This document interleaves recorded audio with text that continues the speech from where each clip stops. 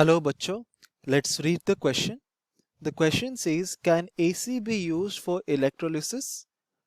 And इस question को solve करने के लिए हम जो की कॉन्सेप्ट यूज करेंगे, तो हम यहाँ पर लिख सकते हैं जो की कॉन्सेप्ट हमारा यूज होगा इस क्वेश्चन को सॉल्व करने के लिए, तो वो होगा हमारा the difference between the DC and AC current. इन दोनों के बीच का जो डिफरेंस होता है पहले हम वो फाइंड आउट करेंगे और फिर हम डिस्कस करेंगे द प्रोसेस ऑफ इलेक्ट्रोलिसिस। तो हम यहाँ पे लिख सकते हैं इलेक्ट्रोलिसिस प्रोसेस में एक्चुअली होता है क्या, हम उसको डिस्कस करेंगे।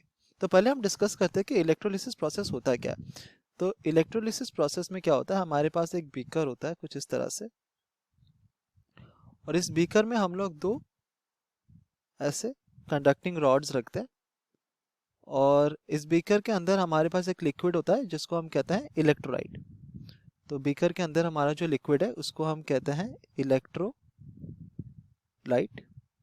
एंड हमें पता है कि electrolyte it consist of ions. Ions basically positively और नेगेटिवली चार्ज्ड मॉलिक्यूल्स होते हैं, तो उसको हम बोलते हैं आयंस। तो इलेक्ट्रोलाइट हमारा कंसिस्ट ऑफ आयंस जो कि पॉजिटिव हो सकते हैं या नेगेटिवली चार्ज हो सकते हैं। अब हम क्या करते हैं, इन दोनों रॉड के अक्रॉस हम लोग एक पोटेंशियल अप्लाई करते हैं कुछ इस तरह से। तो हम एक बैटरी लगाते हैं, और हमें पता है कि एक बैटरी मतलब इट इज अ, हमें पता है कि battery is a source of constant current. Constant current मतलब हमारा जो पोटेंशियल हमारा बैटरी प्रोवाइड करेगा वो भी कांस्टेंट रहेगा, इसका मतलब पोटेंशियल भी कांस्टेंट रहेगा। तो हमारा ये प्लस साइड हो जाता है, ये नेगेटिव साइड होता है। ये जो प्लस साइड इलेक्ट्रोड ये होता है minus side electrode. Plus side electrode को हम कहते हैं, जो पॉजिटिवली चार्ज इलेक्ट्रोड होता है उसको हम कहते हैं एनोड। नेगेटिवली चार्ज इलेक्ट्रोड को हम कहते हैं कैथोड। तो इलेक्ट्रोलिसिस प्रोसेस में क्या होता है, जैसे ही हम लोग ऐसे इसके अक्रॉस पोटेंशियल अप्लाई करते हैं इलेक्ट्रोड के अक्रॉस, तो ये जो आयंस होता है ना, जो पॉजिटिव और नेगेटिवली चार्ज आयंस होते हैं इलेक्ट्रोलाइट में, तो क्या होता है वो ऑपोजिट की तरफ अट्रैक्ट होंगे। तो पॉजिटिवली चार्ज आयंस ये कैथोड में जाके जमा हो जाते हैं, और नेगेटिवली चार्ज आयंस ये जाके एनोड की सरफेस में ऐसे जाके जमा हो जाता है। तो इस प्रोसेस को हम कहते हैं इलेक्ट्रोलिसिस। और इलेक्ट्रोलिसिस को परफॉर्म करने के लिए हमको हमेशा एक डीसी करंट सप्लाई चाहिए होता है, क्योंकि एक डीसी करंट सप्लाई में हमारा जो अप्लाइड पोटेंशियल होता है ना वो हमेशा सेम रहता है इन टर्म्स ऑफ, तो ये जब हम कहते हैं कि अप्लाइड पोटेंशियल सेम है, वो सेम रहता है in terms of magnitude as well as polarity.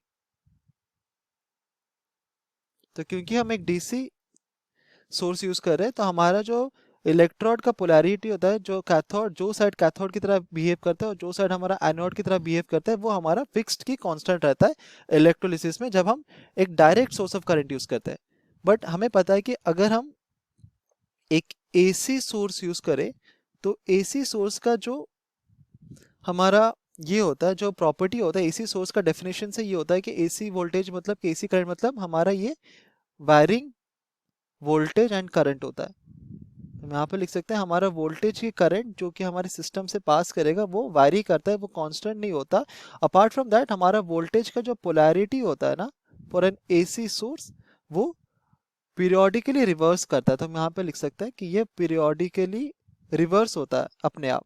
Periodically reverse होने का मतलब अगर इसका टाइम पीरियड है t is equal to 2 seconds, इसका मतलब फर्स्ट 2 सेकेंड्स में अगर ये हमारा दो इलेक्ट्रोड्स है और इसको हमने एक एसी सोर्स पे डाला है, एसी सोर्स यहाँ पर लगा दिया, तो अगर पहले 0 सेकेंड में ये पॉजिटिव साइड है और ये नेगेटिव साइड है, आफ्टर 2 सेकेंड ये नेगेटिव हो जाएगा, ये पॉजिटिव हो जाएगा, फिर आफ्टर अगेन 2 सेकेंड ये पॉजिटिव हो जाएगा, ये नेगेटिव साइड ये नेगेटिव हो जाएगा। तो फिर हम देखते हैं कि हमारा जो इलेक्ट्रोड का पोलैरिटी है वो पीरियोडिकली वो क्या करता है, वो चेंज होता रहता है। तो क्योंकि ये पीरियोडिकली चेंज हो रहा है, तो हमारा जो मोशन ऑफ द आयंस होगा ना for electrolysis that will become complicated.